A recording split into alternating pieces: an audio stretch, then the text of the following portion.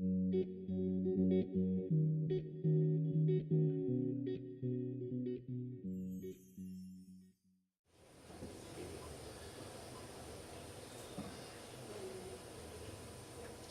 like to open with a quote from one of my mentors. He's anonymous, his time has lost him to us, but his words come down to us through the ages.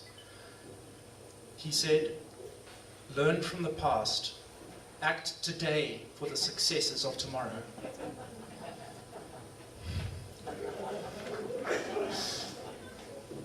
Thanks, Steve. I love the proactivity in this room. I mean, we forgot to make a cell phone announcement, and the audience just did it on our behalf. There's something amazing happening here, and it's beautiful to see. Yeah.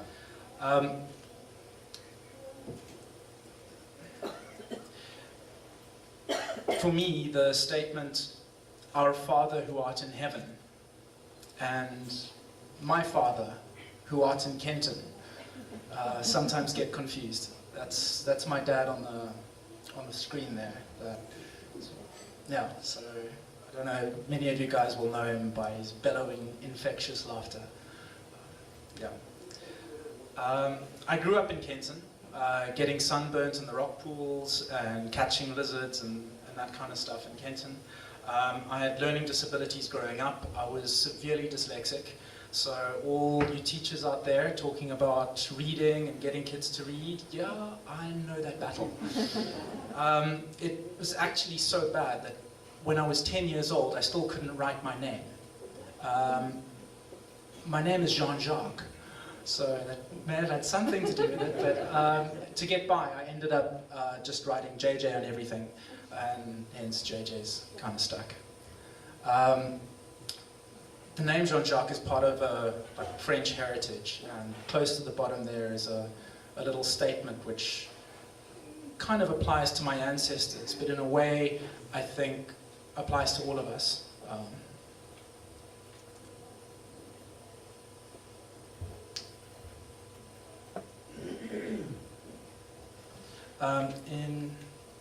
Instead of a gap year after school, I ended up doing a gap degree at Rhodes. I studied fine art, and that's one of my works in permanent exhibition at the top floor at the Rat and Parrot in Grahamstown.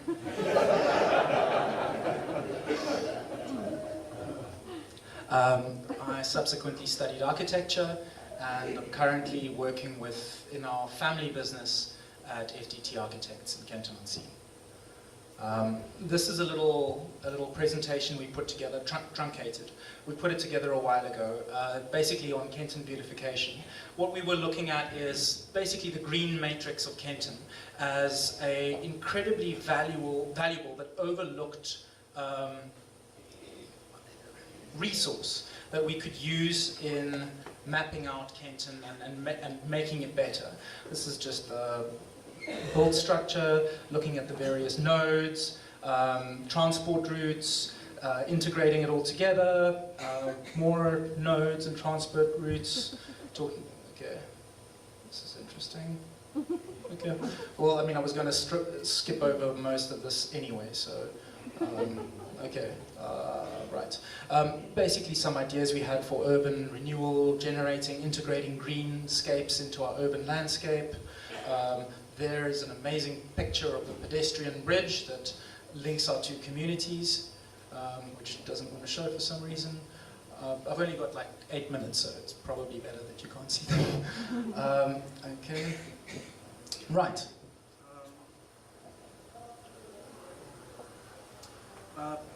What the Kenton Beautification Project ended up not doing was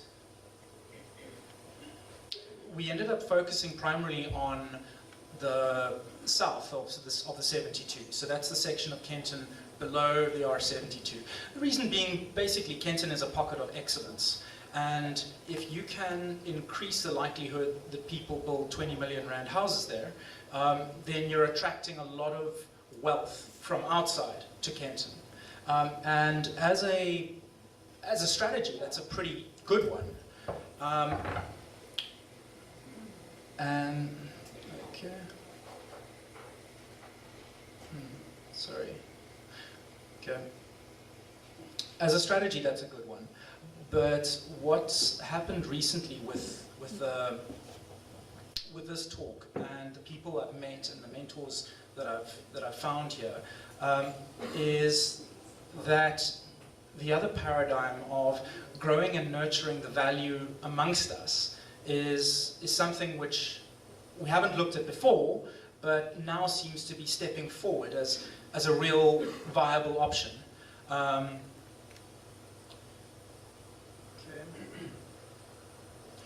And the way this has kind of manifested itself in my life is I've had people like Chester Wilmot, who's come at me with some pretty amazing castles in the sky ideas about academies and entrepreneurship and skills development.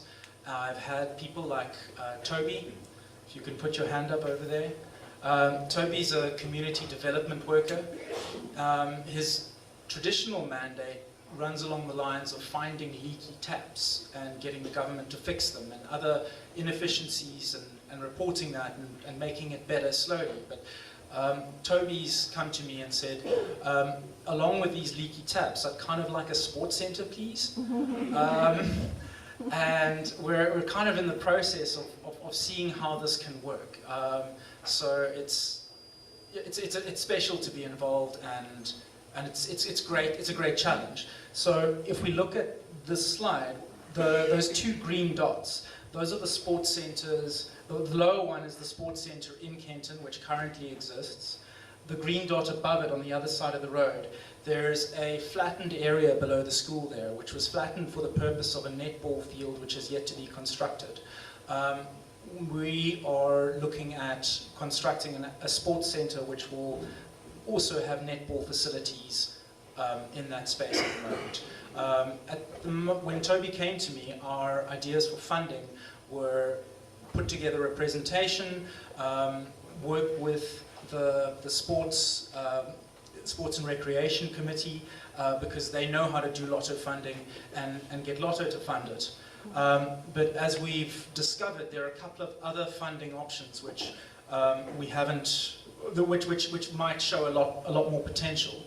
The Kenton beautification, what we did for that, what we wanted to do was apply for government.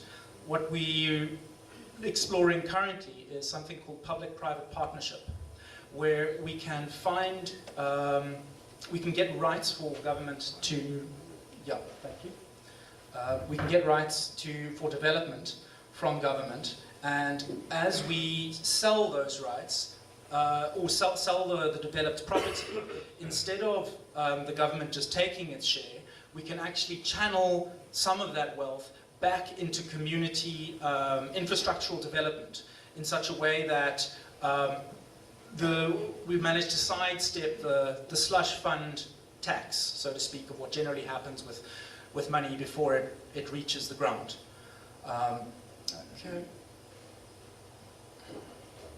Okay. And just on Ubuntu, Simon mentioned this at the beginning, something that it's Desmond Tutu's translation.